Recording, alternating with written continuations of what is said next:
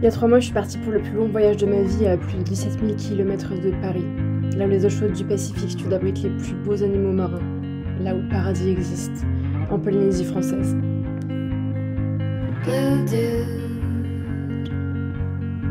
blue moon, kinda mysterious, shaded with someone I'm not really into.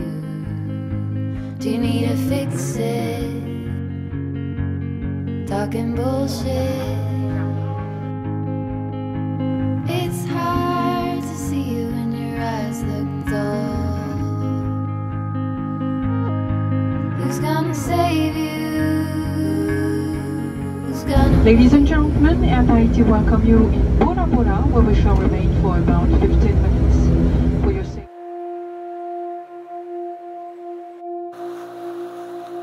À notre arrivée sur Bora Bora, on a fait la connaissance de Tioti, un Polynésien pur souche qui vit ici depuis plus de 20 ans. Il vit avec sa femme Taya et leur chien Chocolat dans un des plus beaux endroits du monde. Et ils nous ont ouvert leur porte pour quelques nuits.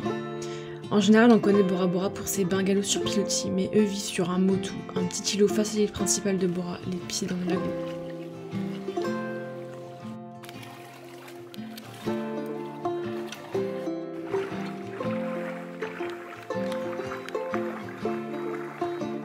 Et ça, c'était notre maison. On avait ramené notre tente que l'on avait utilisée pendant Gervais en Corse l'été dernier. On avait le lagon de chaque côté et des arbres pour nous abriter.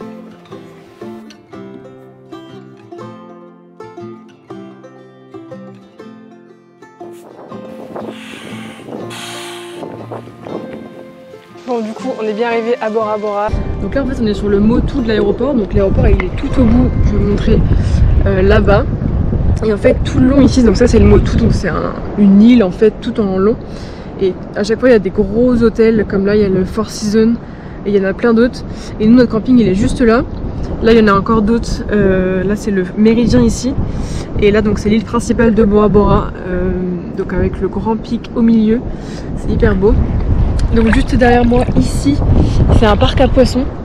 Et en fait, donc il y a des requins à Pointe-Noire. Nous, on en a déjà vu 3 en fait, rien que là-bas et puis bah, un petit peu là aussi, qui se baladent comme ça en liberté. Et apparemment, ils sont inoffensifs donc.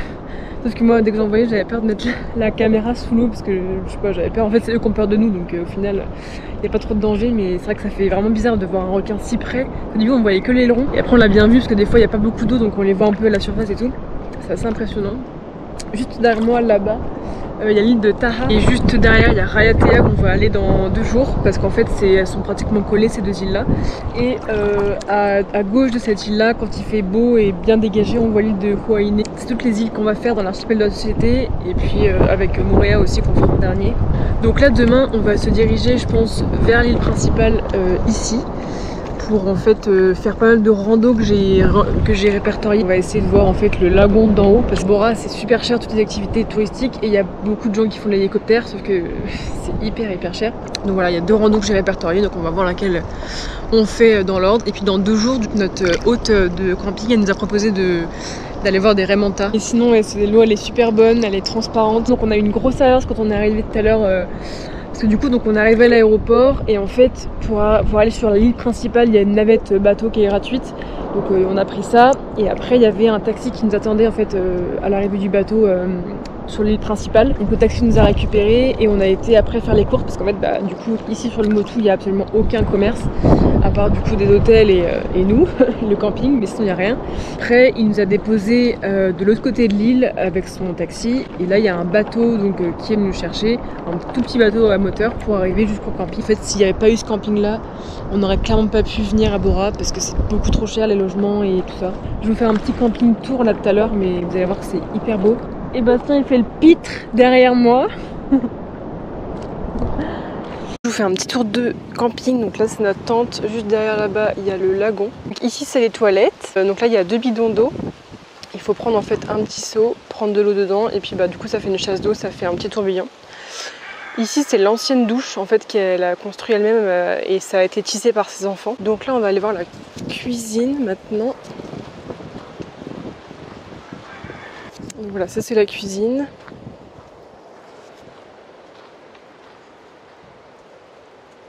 Donc il n'y a pas d'électricité en fait ici, donc les frigos ne fonctionnent pas. Par contre on a mis toute notre nourriture dedans quand même, parce qu'en fait il y a des crabes et tout qui peuvent venir manger, même des chiens aussi sur l'autre moto à côté. Donc voilà, ils peuvent venir manger en fait notre nourriture, et on a déjà fait l'expérience pendant le GR20 avec les renards et les chevaux qui mangeaient notre saucisson. Donc là on n'a pas voulu faire la même chose, donc on a tout mis là-bas, tout ce qui est pain, en fait toutes les choses qu'ils peuvent facilement manger. Donc ça c'est la douche, voilà. Donc ici il y a les savons, plusieurs petits bungalows aussi, donc ça c'est un peu plus cher. Et donc après voilà, là-bas c'est la maison de la dame qui nous accueille. Et nous, donc là c'est la salle de bain et les toilettes, et nous on est juste là-bas, proche du lagon. Il n'y a que 3 emplacements de tentes je crois, et puis nous on est juste là, voilà.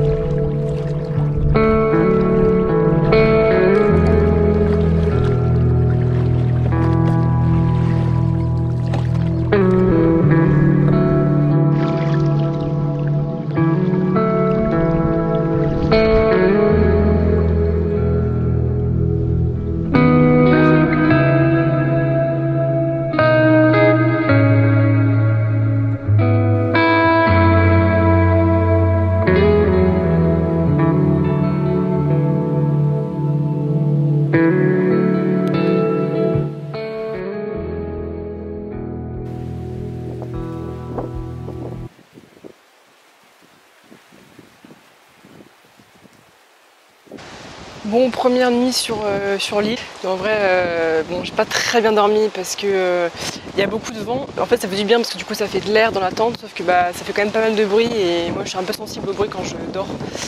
J'espère d'ailleurs que vous m'entendez bien parce que là, je suis en plein vent aussi.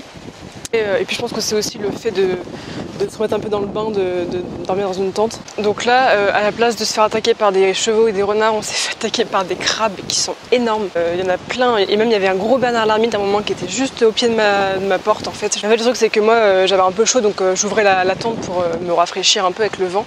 Sauf que je me disais, imagine le crabe il rentre dans la tente, donc au final je fermais la tente. Là il est 6 h du matin, on s'est réveillé vers 5 h 30 parce que le soleil il se lève assez tôt quand même, vers 5 h. Donc là aujourd'hui le programme c'est de passer la journée sur l'île de Bora. Donc là il y a notre hôte de camping qui va nous emmener sur l'île, donc en bateau. Ça coûte en fait 1000 francs. D'ailleurs oui, c'est des francs ici, c'est pas des euros. Donc c'est à peu près 8 € on va dire. Donc voilà, on va passer la journée là-bas, et puis on va voir si on loue des vélos ou peut-être une voiture, je sais pas encore, ou un scooter. Enfin on va voir ce qu'il y a sur place, parce que c'est vrai que hier quand on est arrivé il n'y avait pas grand chose. Et je me suis piquée par un moustique sur l'œil là, donc pas ouf. Mais bon, allez c'est parti.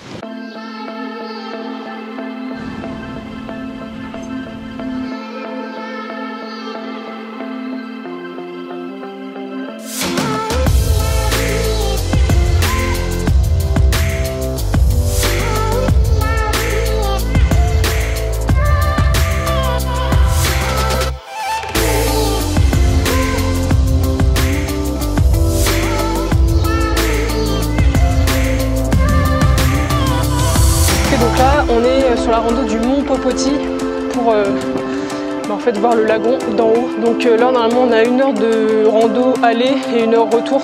Et là, on voit déjà le lagon qui se dessine, c'est trop beau. Comme ça, on peut faire plein de photos.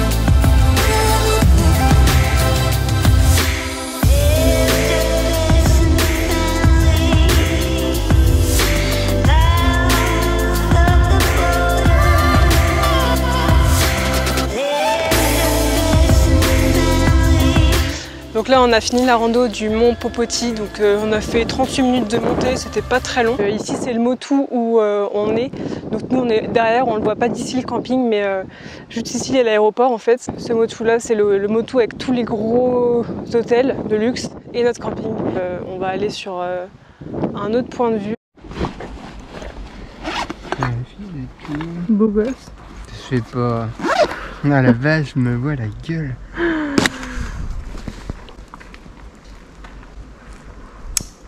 Bon là on est en haut de la randonnée des antennes de Nunu. C'était hyper dur à la fin, en fait au début ça va, il y a un petit point de vue mais on voit pas trop le lagon. Et après il y a un autre chemin qui est balisé par des petites cordes rouges autour des arbres. Ça monte pendant longtemps.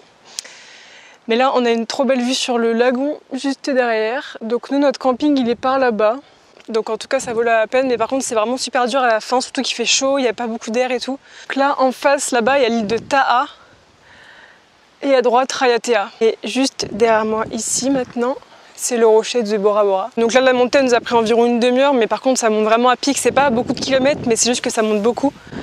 Et il y a même des cordes par endroit pour se tenir et tout. Je mettrai les randos qu'on a fait sur mon blog pour ceux qui veulent la faire. Il n'y a pas beaucoup de randos ici à Bora Bora. En fait, j'ai l'impression qu'il n'y en a que 2 et peut-être une aussi pour monter au mont, au rocher principal de Bora. Mais par contre, là, il faut un guide. Les 2 randos qu'on a faites, c'est pas besoin de guide. Par contre, la deuxième, elle est un peu plus costaud que la première. On n'a pas vu grand monde quand même sur les randos, à part 2-3 personnes à chaque fois. Donc là, en fait, on est parti rendre le scooter, sauf que du coup, le bateau qui nous a déposé ce matin, il nous a déposé à 40 minutes, voire 45 minutes à pied de la location de scooter. Donc Bastien, lui, il est parti rendre le scooter. Moi, je suis allée faire les courses au U-Express juste à côté parce que sur le Motu, il n'y a pas de magasin. Donc on va faire les courses ici sur l'île principale. Les prix sont assez chers, franchement. Le fromage, c'est pratiquement 9 € le comté. Je pense que j'ai acheté des raviolis, des trucs, en fait des boîtes de conserve parce qu'on n'a pas de frigo non plus sur le Motu. Donc on ne peut pas prendre de trucs frais.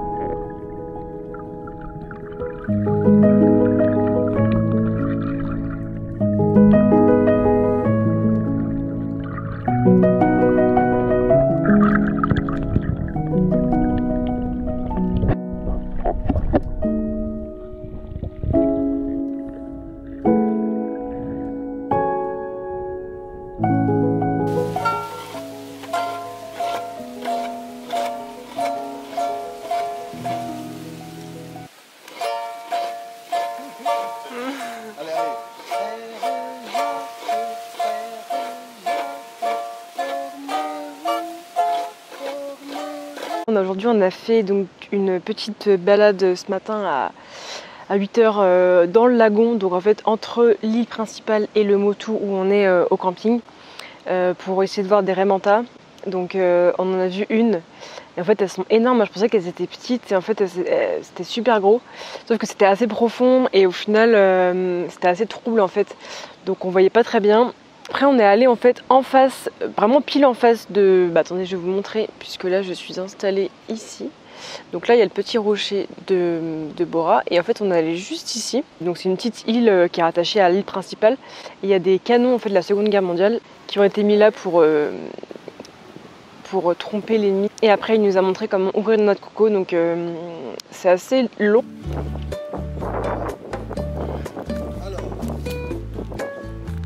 T'as jamais monté la dernière?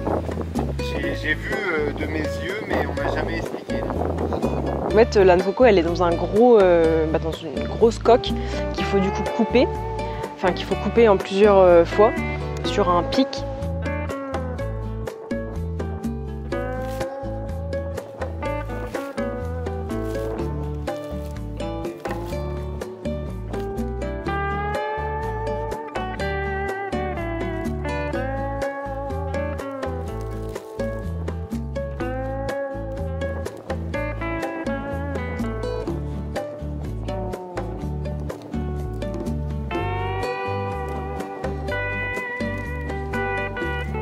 Et ensuite, il faut donner un gros coup de machette sur la noix de coco, celles qui ont du jus.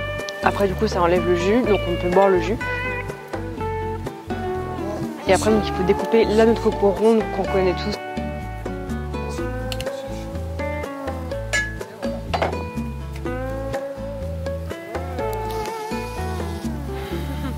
Merci. On peut peler pour avoir justement la petite coco qu'on peut manger. Donc voilà.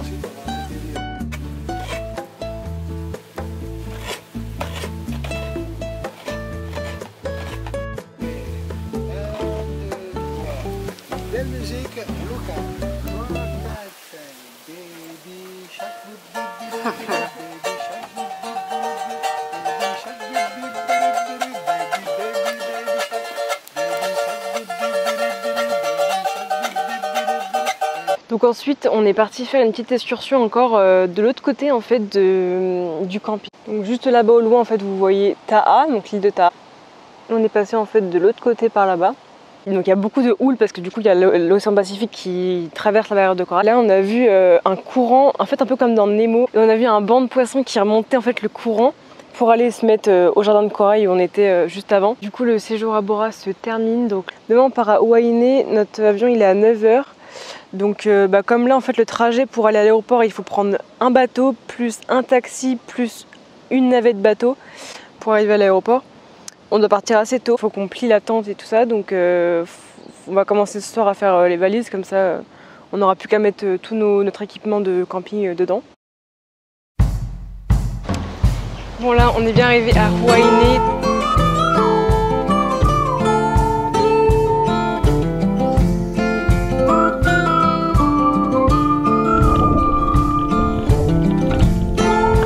Après on ira aussi au village de Maeva qui est tout au nord-est.